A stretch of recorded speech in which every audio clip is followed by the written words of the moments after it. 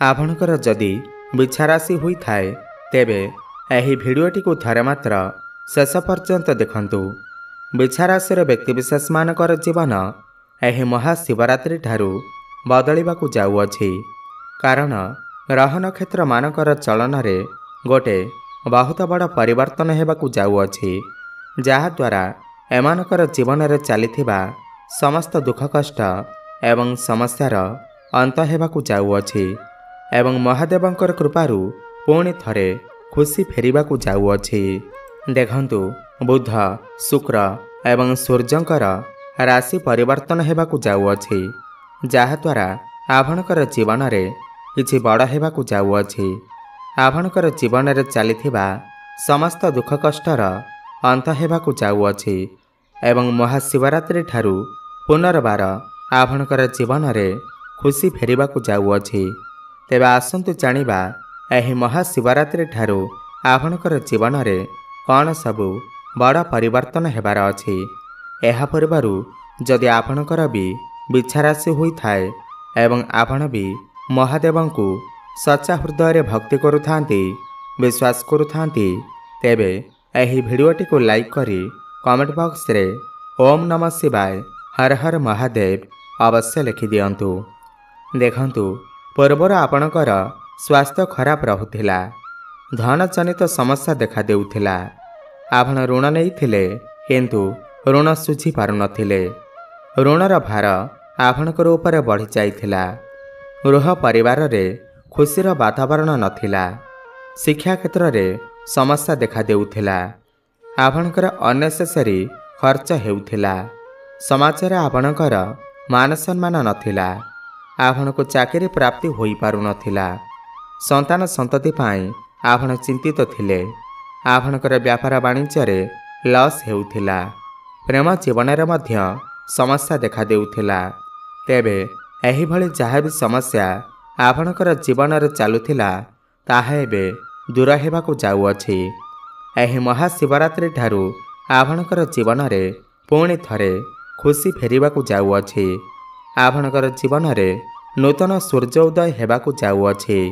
देखंतु शुक्रंकर राशि परिवर्तन हेउअछि। शुक्र जे कि धन कारक ग्रह, शुक्र ग्रह को माँ लक्ष्मी स्वरूप मान जाइथाए। शुक्र ग्रह आपणकर पंचम भाव को चलन करुछंती एवं पंचम भाव रे शुक्र उच्चस्थ अवस्थार रहिबे। एठारे शुक्रंकर स्थिति बहुत भल अछि, शुक्र उच्चस्थ अछंती। देखंतु पंचम भाव आपणकर प्रेम जीवनर भाव होइथाए, आपणकर शिक्षा क्षेत्रर भाव होइथाए, तो प्रेम जीवन रे आपणको सफलता अवश्य प्राप्ति हेब। एही महाशिवरात्रि परे जो मानकर कथावार्ता बंद हो जाइथिला, ब्रेकअप हो जाइथिला, सेमानकर पुणी थरे कथावार्ता होई पारे, प्याचअप हेबार मध्य संभावना बनुअछि। शुक्र हेउछंती आपणकर राशि पाई सप्तम एवं द्वादश भावर अधिपति। सप्तम भाव विवाहर भाव होइथाए, व्यापार वाणिज्यर भाव होइथाए। एही महाशिवरात्रि परे आपणकर भल पाइबा विवाहर रूप मध्य नहीं पारे। जो व्यक्तिविशेष मानकर दीर्घ दिन धरी विवाह होई पारु नथिला, विवाह आसुथिला हेले भांगी जाउथिला, तेबे एही महाशिवरात्रि परे आपणकर विवाह होई पारे। आपणकर घर को विवाह प्रस्ताव मान आसीपारे एवं जो व्यक्तिविशेष माने सिंगल अछंती सेमानकु नूतन पार्टनर मध्य मिली पारंती। शिक्षा क्षेत्र रे आपण बहुत अधिक उन्नति करिवे। आपण उच्च शिक्षा पाई और बाहर स्थान को जाई पारंती, कौनसी नूतन स्थान रे एडमिशन नहीं पारंती, विदेश जीवार सुख मध्य आपण को प्राप्ति हेब। एही महाशिवरात्रि परे जदि आपणकर किछि एग्जाम अछि तेबे सेथिरे आपण निश्चिंत भाव में उत्तीर्ण करिवे। प्रतियोगितामूलक परीक्षा रे सरकारी परीक्षा रे आपण को सफलता अवश्य प्राप्ति हेब।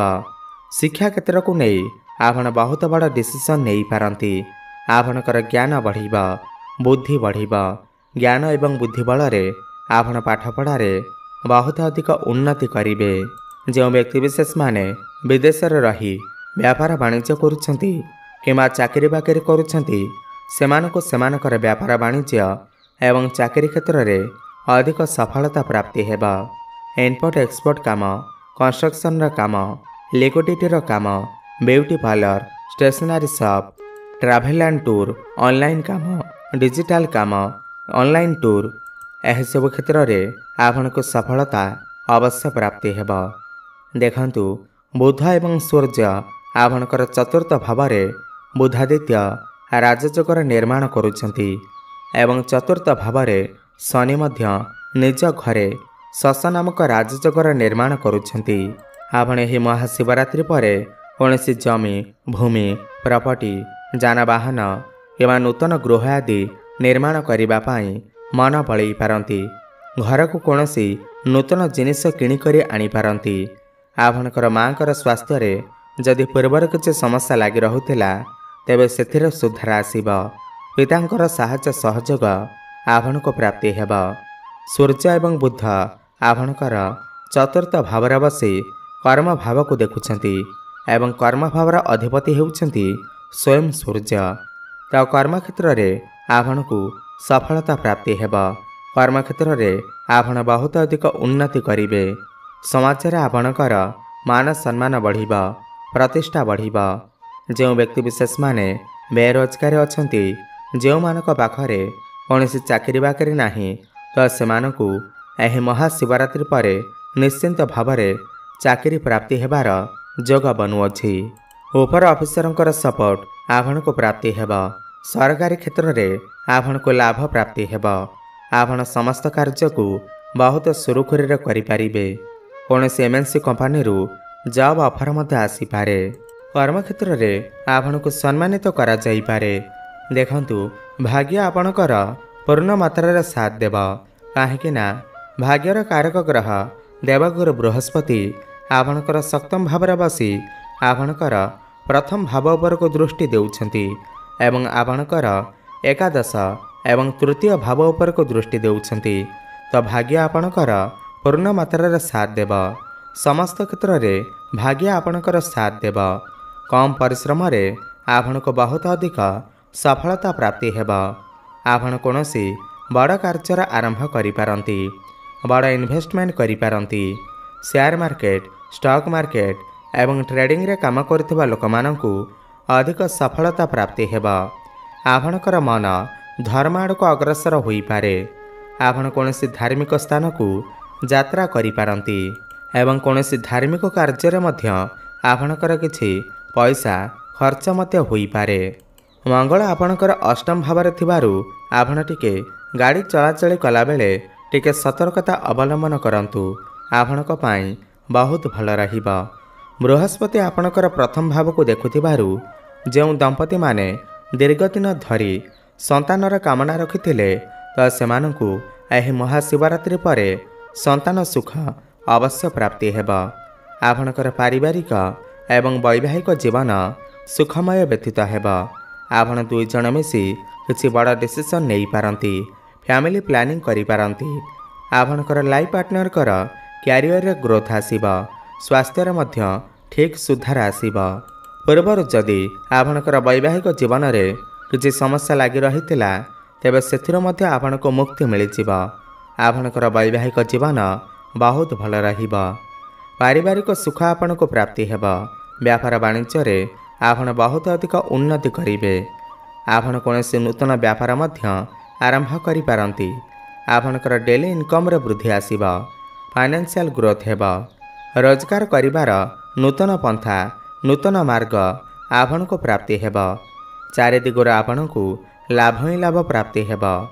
बड़ भाई भौणीकर सपोर्ट आपण को प्राप्ति हेब। आपण जदि पूर्वर किछि ऋण नेइथिले, करज नेइथिले एवं करज को सुझिबारे सक्षम होई पारु नथिले तो एही महाशिवरात्रि पर आपण समस्त करज को सुझिबारे सक्षम हेबे। कोर्ट कचेरी रे जदि किछि मामला चालुथिला तेबे मामला आपणक सपेक्षर जाई पारे। एही महाशिवरात्रि पर आपण कौनसी छोट मोट जगह को यात्रा मध्य करि पारंती। तेबे बंधुगण एही महाशिवरात्रि पर आपण माने समस्त क्षेत्र में उन्नति करने को जाउछंती। आहा शिक्षा क्षेत्र में हेउ, प्रेम जीवन में, वैवाहिक जीवन में हेउ, व्यापार वाणिज्य किंवा कर्म क्षेत्र में हेउ, ଆପଣ ସମସ୍ତ କ୍ଷେତ୍ରରେ ସଫଳତା ପ୍ରାପ୍ତି କରିବାକୁ ଯାଉଛନ୍ତି। ଅଧିକ ଶୁଭଫଳ ପ୍ରାପ୍ତି କରିବା ପାଇଁ ଆପଣ ପ୍ରତ୍ୟେକ ଦିନ ସନ୍ଧ୍ୟାରେ ହନୁମାନ ଚାଳିଶାର ପାଠ କରନ୍ତୁ। ମଙ୍ଗଳବାର ଦିନ ପ୍ରଭୁ ହନୁମାନଙ୍କର ଆରାଧନା କରନ୍ତୁ ଏବଂ କୌଣସି ବ୍ରାହ୍ମଣଙ୍କୁ ମସୁର ଡାଲି ଦାନ କରନ୍ତୁ ଏବଂ ପ୍ରତ୍ୟେକ ଦିନ ସୂର୍ଯ୍ୟଙ୍କୁ ଜଳାର୍ଘ୍ୟ ଅର୍ପଣ କରନ୍ତୁ। ଶୁଭଫଳ ପ୍ରାପ୍ତି ହେବା ସହିତ ଆପଣଙ୍କର ଭାଗ୍ୟରେ ଉନ୍ନତି ଆସିବ। ଧନ୍ୟବାଦ।